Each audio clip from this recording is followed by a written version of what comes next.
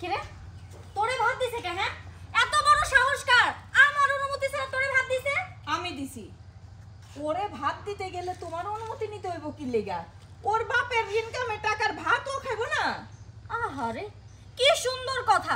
ওর বাপের ইনকামের টাকা ওই খাবো, তাই কি সব খাই শেষ করতে দিব নাকি? আমার কি ভবিষ্যৎ নাই? আমার যখন বাচ্চা কাচ্চা হইব তখন তার ভবিষ্যতের কি হইব? আমি চাই না আমার স্বামী টাকা এইভাবে নষ্ট হয়ে যাক, তাই আমি ওরে হিসাব করে খাইতে দিব। আপনি যখন তখন ওরে খাইতে দিতে পারেন না। বৌমা, এমন কথা কইও না। ওর লেগেই কিন্তু তুমি এই বাড়ির বউ হয়ে আইছো। ওর মাটা যদি না মরে যাইতো তাহলে তুমি এই বাড়ির বউ কোনোদিনও হইতে পারতা না। আর তুমি ওর মুখে থেকে ভাত কেড়ে নিতেছো। এই চুপ চুপ করেন তো। দেখেন, আপনার আমি সম্মান করি, আপনি এমন কোনো কাজ করবেন না যাতে আপনার আমি অসম্মান করতে বাধ্য হই। আপনার এই কাজটা না আমার একদম ভালো লাগে না। আপনার যেটা খুশি সেটা করবেন, আমার কথা মতো চলবেন। আমার অনুমতি ছাড়া ও কোনো ভাত পাবো না। এই কি বলে তুমি? আমার মা তোমার কথা মতো চলবে? আমার মা আমার বাড়িতে তোমার কথা মতো চলবে?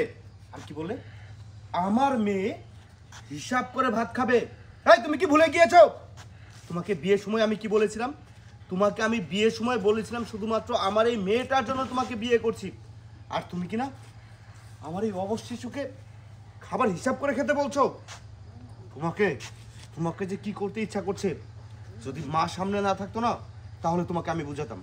যাই হোক, আমি তোমার সাথে খারাপ ব্যবহার করার আগে তুমি এই মুহূর্তে আমার বাড়ি থেকে চলে যাবে। যাও। দেখো তুমি এসব কি বলছো? আমি তো হচ্ছে আমাদের ভালোর জন্য, আমাদের ভবিষ্যতের কথা ভেবে এসব করছি, তাই না? আমাদের ভবিষ্যৎ। চুপ! ভবিষ্যৎ কিসের? কিসের ভবিষ্যৎ? আমার টাকায় যদি আমার মা আমার সন্তান না খেতে পারে, আমার মা যদি আমার বাড়িতে কথা না বলতে পারে, আমার আবার কিসের ভবিষ্যৎ? আমার কোনো ভবিষ্যতের দরকার নেই। যাও, তুমি এই মুহূর্তে আমার বাড়ি থেকে বের হয়ে যাবে। যাও। মা দাঁড়াও, বাবা মা যদি এই বাড়িতে না থাকে তাহলে আমার দেখাশোনা রাখবো কে?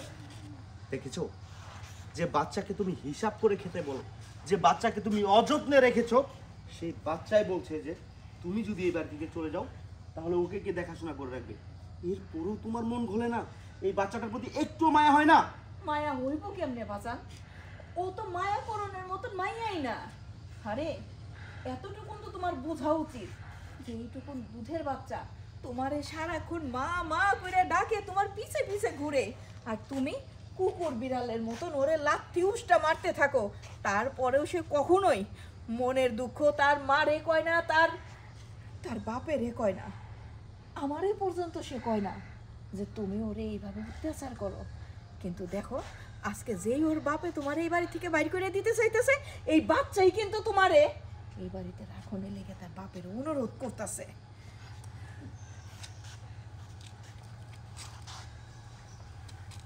মা, আমি তোর উপর অনেক অত্যাচার করছি না?